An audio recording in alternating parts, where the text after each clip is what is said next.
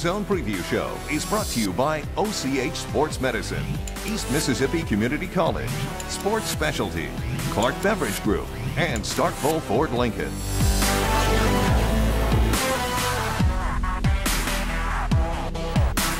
We are back for night number 2 of the End Zone Preview Shows presented by OCH Sports Medicine. Robbie Donahoe, Tommy Lopez, Adam Gore, Braden Bishop, we're all back here with you this evening as we're breaking down classes 3A and 4A tonight. Guys, first instincts, first inclinations on what we can look forward to tonight. We'll be interested to keep an eye on Knoxville County this year. Are they going to be the team that they used to be, or are they going to be a little down this year? I've heard a little bit of both on that. Okay. Braden, what are you looking at for 3A and 4A this season? Looking at a lot of strict competition. Definitely looking at some eyes towards Louisville, and definitely looking a little bit towards Knoxville County, North Pontotoc. Those really stick out for me. Yeah, we'll break down the reclassification grid here momentarily. A lot of movement with teams. Teams you saw were in 4A are back in 3A. But Tommy, what catches your eye about 3A and 4A this year? Well, I'm excited to see Louisville. 30 seniors returning to that team. They should be fun to watch. I don't want to go ahead and say that Louisville is going to run away with everything, though. There are some other teams in our area that can challenge them, some good teams in the South in 3A. Obviously, Knoxville, with all their expectations, we'll see how they can handle that in 4A. And one team we have to get used to talking about a little bit is Choctaw County. It's different. It's kind of weird talking about them. But we will mention them coming up next here on the End Zone Preview Show as we started off with Class 3A. The new kids on the block. Welcome to the world. North Pontotoc, Louisville make the leap down from 4A to 3A. How does Louisville and North Pontotoc look? Oh, you can't forget about Aberdeen and Boonville, the Blue Devils, Bulldogs. They bring back strong teams this year. When we mentioned them, Choctaw County, welcome to the world. The Chargers join the soiree in 3A, and we'll talk about the Chargers when we come back on the End Zone Preview Show.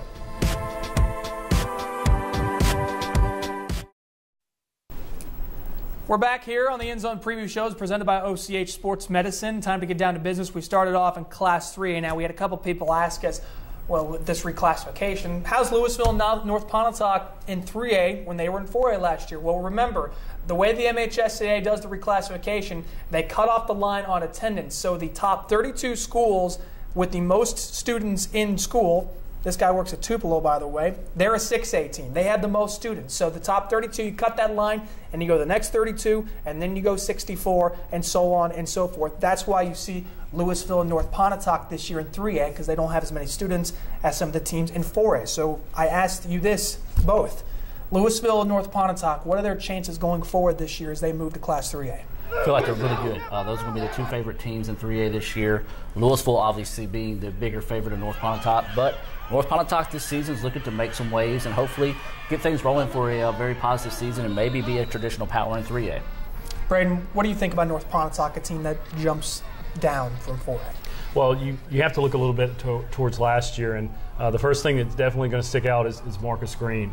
Phenomenal athlete. He's just as good in some other sports as he is football, and that says a lot about him. And what you're definitely going to see is you're going to see the defense probably shock a lot of people, especially at the linebacker position. Mm-hmm. And they're going to make some noise. Like Adam said, they're going to be very interesting to watch. Yeah, Louisville, North Pontotoc, two teams to watch out for. But there's also some other teams maybe in that mix. There are. Those are the two that are going to get a lot of attention. Obviously, North Pontotoc returning 17 starters to kind of match Louisville's 30 returning seniors, as we mentioned. But there are some other teams with a lot of tradition in 3A, Boonville, Aberdeen, Water Valley as well. And they can definitely compete, maybe even challenge at least for part of their games with the two favorite teams in 3A, or really challenge them in the standings this season. Do we see those teams as a threat in any way this season?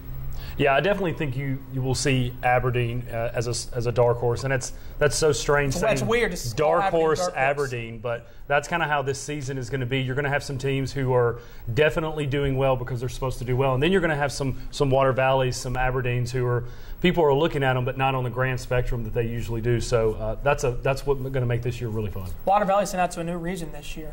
Yeah, that's going to be interesting to see how Water Valley does in that. They're a team that has been traditionally based on defense. They take a lot of pride in their defense out there in what they call Death Valley. So that's going to be a big key for them this year. Is going to be their ability on what they can stop, what they can't stop. And, I look for Water Valley to be in the mix. And as Braden said, Aberdeen, they're bringing a guy back, Josh Williams at quarterback. He's been a 3-year starter, threw 28 touchdown passes, rushed for 11. Dual threat guy. They've got a receiver that's going to have to step up big as well. But defensively, Water Valley can get it done. Offensively, Aberdeen's going to have to get it done. Choctaw County, welcome. They have combined Ackerman and Ware. Where do the Chargers look to? How are we seeing them this year? They're now in the South. They're not in the North, so they're playing all South teams, which will be a little different for them this time around. Absolutely. When Ackerman was in 2A, they would rotate back and forth, North and South, a lot like East Webster does from time to time. But they're the enigma. You don't know a lot about them. Is the two schools that used to be bitter rivals, are they going to be able to play together? Where Ackerman coming together in that sense. I think not now, but in the future, this is going to be two very proud football programs coming together to do great things out at Choctaw. That was one thing that we spoke to Adam Dillinger on the high school football tour, and he said as much as they want to make Choctaw County a traditional school and set aside their own tradition, they're trying to bring together the traditions of Ackerman and Ware. I think that they have a combined 8 state titles between those two schools. It's very impressive, but they have a ton of talent on the team this year. Oh, yeah, absolutely. And when you talk about the bringing in of separate schools into one larger one, on paper it looks absolutely amazing. But I'm kind of like Adam. Give them a year or two, get them to work out some kinks, and, you're going to see that 8 rise to maybe 9, 10. Two guys you want to watch out for this year on Choctaw County. Jamarcus Bradley can be their quarterback. T.C. Hatchett will be their running back. And Trey Brown, their defensive lineman, who's been getting all sorts of pub from all across the state. 3 guys that could probably start at just about any other team in the state. They're on Choctaw County. Just keep an eye on the Chargers. It's a very good team this year. What are some of the sleepers you're looking at for this year's season in Class 3A? In Class 3A, we've already mentioned Water Valley and Aberdeen. Don't give up on Moorville, Boonville, Kossuth. They're going to be kind of jammed together in their neck of the woods, but I can definitely see them playing for a lot of maybe pride for the season is one way to put it, and they're going to have some really good contests towards midway of the season up there. Yeah, I really like Boonville. Boonville's a team that has been there, they've done that, and they've been sort of off what they're used to. So that's going to be a lot of sense of pride in that community to get Boonville football back to what it used to be. And so I look for Boonville to be one of those teams that possibly be a sleeper this year. May not make a run to the North State, but could really keep teams from being as good as they thought they were, or maybe just be a major factor in the altering of the playoffs. It's hard to forget that they won the division last year. You have to at least consider them. I know North Pontotoc in that division too, and we're kind of pointing to them as, hey, they're moving down a division, that they're going to be the favorite. But if you ask Boonville, they probably wouldn't feel that way. And we've already talked about Aberdeen, but I just want to bring them up again. Again, we're calling them a sleeper, and that's a little different. But look, you have to consider them too. And hey, Aberdeen-Louisville, that's going to be a good game this year. It's always a rivalry every year, and now they just happen to be in the same division, that's not too bad. All right, real quick, who wins Region 1 this year in 3A? Region 1, I'm going to go with North Pontotoc. Okay. Vikings, baby. North Pontotoc. I think consensus, North Pontotoc. I'll take North Pontotoc, but don't count out Boonville. Region 4, I think we're all seeing Louisville being the team to beat. Yeah. Again, but going away. But just watch out for Aberdeen. Whenever you sleep on Aberdeen, that's when it gets really interesting. We got more coming up next here on the End Zone Preview Shows. We go into Class 4A next. Knoxville County, they're back. Not as many starters, though. Darrell Robinson, Dylan Bradley, they're gone. How will the champs fare this season? They got some challengers ahead of them. Itawamba, they're going to be one. Corin, they're all good. Lafayette, got some teams ahead of them that could challenge Knoxville this year. And there's some sleepers that no one knows about. And we'll tell you more about those teams when we come back from the End Zone Preview Show.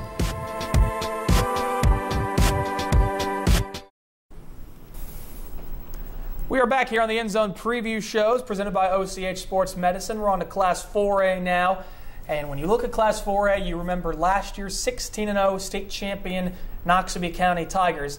That team was heavily led by seniors. So it's going to be sort of a different look of a team this year.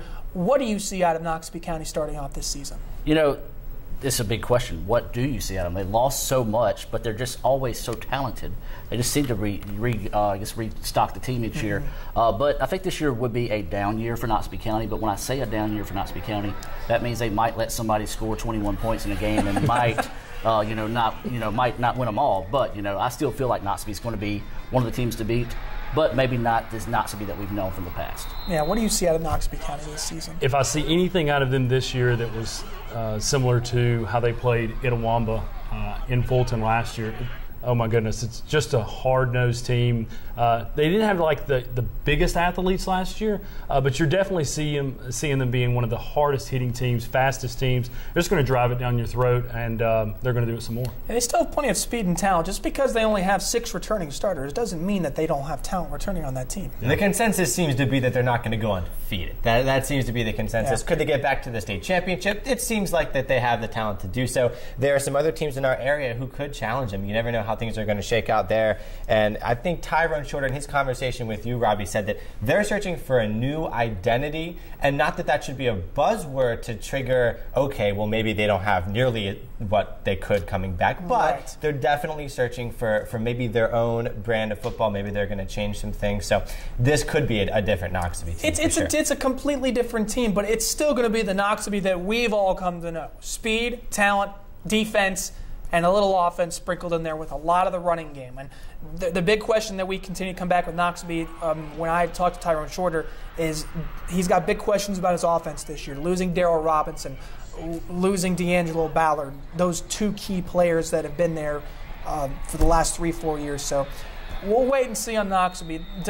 They start off with Starkville again. I mean, it doesn't seem to get any easier for them to begin the season, but yeah, they'll be good, I think, again. And there are some teams that could certainly challenge them. Lafayette, New Albany are both going to have good teams. Who do we look to see as far as these 4A teams from our area that are going to be able to really compete with Knoxville County? You named them right there. Lafayette, I think, is going to be the team. And a team not to sleep on is going to be Corinth. Mm-hmm. They're a team that's going to come back. They've got a couple of running backs. There's going to be second-year head coach for Doug Jones, former ICC guy.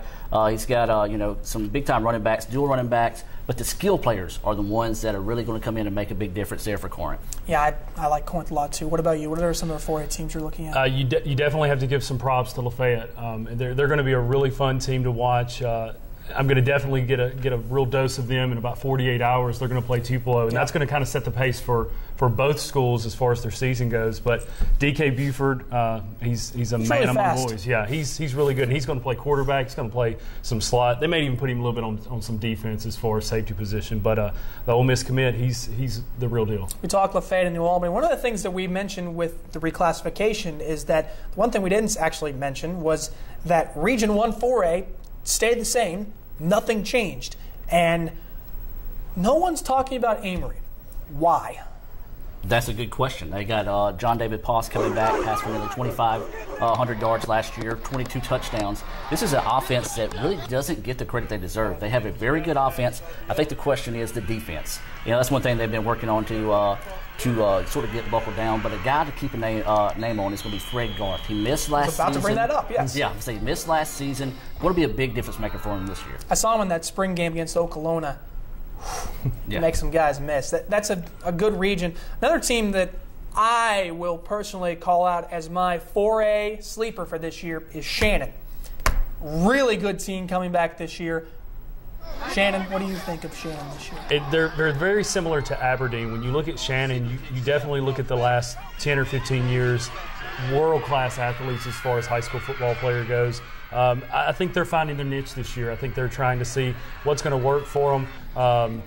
Coach Carter, former Tupelo great, coaching them right there. And when you're having a team who's trying to find out what they're going to be doing for the season, they're deadly. You can definitely put a tag on them and say, we need to come back and take a look at them, because it may not be this year, could possibly be next year, but they're going to be fun to watch, always athletic. I know you like Shannon a lot. They made the playoffs last year, and let me tell you what, Kendall Cox, I stood next to him, and I was like, okay, I'm still getting used to all the teams in our area. So I was like, okay, Coach Carter is sending me a defensive lineman to speak to. No, he's their quarterback. And he has every bit of that 250-pound price tag on him, and he can move too. They're going to play him mostly at quarterback, and I'll tell you what, that team is going to be fun to watch for sure. Now, will they win Region 1? I think Region 1 is really a toss-up region right now. Who you guys got winning that one? That is a toss-up right now. You take a look at Amory, Itawamba, Pontotoc, Shannon, Tisch, Corinth. You can almost put all the names in the hat, pull out there. I'll just go out and say Corinth. I'm just going to have to pick somebody. Corinth for Adam Gore. Saw Itawamba last week. They're rebuilding. They're having a lot that's going on there, but I'm going to give them mine with Region 1. I got to go Itawamba too. Who are you taking? I think Itawamba AHS they had some trouble offensively there against Tupelo. Right. I would go Shannon out of that region. Now, quickly, Region 4. Just want to get your winners for that one real quick. I'm going to go with Region 4. I don't have to. Noxubee? Are we all going Noxubee? Yeah. Okay, watch out for Kosciuszko in that region. We didn't even mention Houston. Great season last year. They could factor into things as well, as along with Caledonia with a new head coach that came from Tupelo. When we come back, we're going to make our state championship picks from classes 3A and 4A and maybe talk some more sleepers when we come back here on the End Zone Preview Show. We are back here on the End Zone Preview Show. State championship pick time. Boys, start with Class 3A. Who you got in the state championship for Class 3A this season? Louisville. Oh, really? Yeah. Who do you have them? I assume you have them beating someone in that game. Whoever's unfortunate enough to show up. I'll say Philadelphia. Philadelphia, okay. I think that's the team to watch. All right, Braden. I like the Vikings. I'm going to go with North Pontotoc. Yeah. There's your first big surprise of this show. North Pontotoc winning the 3A state title over who? Hazelhurst. Okay, so you have the Indians going back again this year. Yes. Who do you like out of 3A? I don't think it's going to be a super smooth ride for Louisville, but I do have them winning, I'd say, over Hazelhurst. Okay, if you had a chance to see Louisville in that, I know it's a jamboree game, but they played West Point this past week. If you saw them, they put up 35 points in one half against West Point's defense in a jamboree game. Yes. Louisville's winning 3A. I'm sorry. As much as I want to pick someone else, I'm going to take Louisville over Philadelphia right now. The Tornadoes return a lot on that team from last year. So Louisville, like you said, it's not going to be a golden road to Jackson where they'll have it all easy and everything. But still, I like Louisville a lot. Before we jump into the 4A state championship game, the North-South, the way it's set up, is pretty interesting. Yeah, Noxubee obviously is one of our favorites from our area teams that we're talking about in 4A, but Region 5 sees some good teams as well.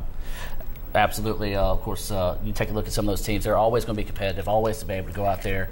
And really, it's going to be a toss-up. Whenever you take a look in that region, anybody can come in and win that one. And so it'll be interesting to see how that one shapes out. Greene County, Forest County AHS, Newton County, which has Jamal Graham going to Mississippi State, and Quitman. Those 4 teams will probably make the playoffs this year. And Greene County was a team that sort of made a run and played Noxubee County last year in the state championship game. So, but I guess out of that group, or from 4A South, who do you have going to the state championship game, Britton? South, I've got Greene County. Okay. You like Greene County a lot? I do. They return a lot. Okay. Who's coming out of the North? We're going to go with Noxubee. So Noxubee again? Yes, so it's sir. a rematch from last year. Who do you have winning that game? I think Greene County's going to probably pull this one out this year. Okay. Get some heartfelt win on that. So Greene County over Noxubee County. Adam, who do you have? I've got Forest County HS over Noxubee County. Okay. So you're sort of riding that train. I'm sort of the same position. Who do you Greene has the recent history like Noxubee County does. I don't think Noxubee County is going to be quite what they were last year, but I do think they'll get back. And I like Tyrone Shorter's squad. I say they have the win there in the state championship. I'm not discounting anything Noxubee County is going to do this year, but I actually have Forest County beating Lafayette in the state championship game. I think the Commodores go back. D.K. Buford's a guy that I don't think anyone's going to figure out how to stop this year. And it seems like Lafayette's always got skill players all over the place, and they have a good offensive line. One thing we didn't mention out of 4A this year is that Ripley moves up to 4A this year. We didn't mention them. We haven't mentioned New Albany. Those two seem to have a great rivalry. Either of those two teams factor into the 4A race at all? Ripley most definitely does. You got Chad Cook as a head coach there. They're bringing back their entire offensive line this season. That's a bigger statement than people realize. When you can bring back an experienced offensive line, that could win you a lot of ball games. So I look for Ripley to be a major player in 4A this year, and possibly could be a legit dark horse that comes in there, and next thing you know, they're in Jackson. You can speak to Caledonia's Andy Crodwell, who's now the head coach there. He was at Tupelo last year. What is he going to do for the Confederates this year? Well, as far as offense goes, the Confederates are definitely in really good hands right there when you have a guy who's coached the likes of Chad Bumpus, Chris Garrett back at Tupelo. Andy Crodwell's going to come in with a fresh start. Caledonia, great community that's going to be welcoming him with arms wide open and just doing anything that they can. Great community for a football town. And the last thing we'll mention here, we got our state championship picks out of the web, but the name that keeps popping up on everyone's radar right now is Tishomingo County quarterback Blake Hawkins. Is he the real deal? I had a chance to watch him on 7-on-7 this summer, and this kid is very, very impressive. He's going to be one of those guys that if he has the opportunity to shine, can get some good receivers that can hold on to the ball, this kid can make a really name for himself. He's got a couple good receivers, and he looks the part, too. Mm-hmm. What were you about to say? And being in Region 1, they're going to definitely have a lot of experience in playing some teams that can really rank up there defensively and offensively. So, look for him to put some numbers up, definitely. We didn't even talk about Pontotoc. They're going to be very young, but if I saw what I saw on the Jamboree highlights, Pontotoc may be a team to keep an eye on. When we come back, we're going to put a bow on the show. We'll talk a little more about what's coming up tomorrow night here on the End Zone Preview Shows. We get to the super big boys tomorrow night, 5A and 6A. We'll talk Starkville, Columbus, West Point, Tupelo, New Hope, Oxford, Saltillo. They're all in there. We'll mention them tomorrow. But coming up tomorrow night, we have our first high school game that you will be live at tomorrow, Caledonia Heritage Academy. You excited for that one? I am excited. Two very good teams, and they both have high hopes for this season. And you guys are going to be back tomorrow, Madison? Yeah. Why not? If you'll have us. You had to be. You're contractually obligated. We'll have more from the End Zone Preview Shows tomorrow night right here on WCBI. We'll break down classes 5A and 6A as we are just a mere 24 hours away from the start of the football season. We'll see you tomorrow.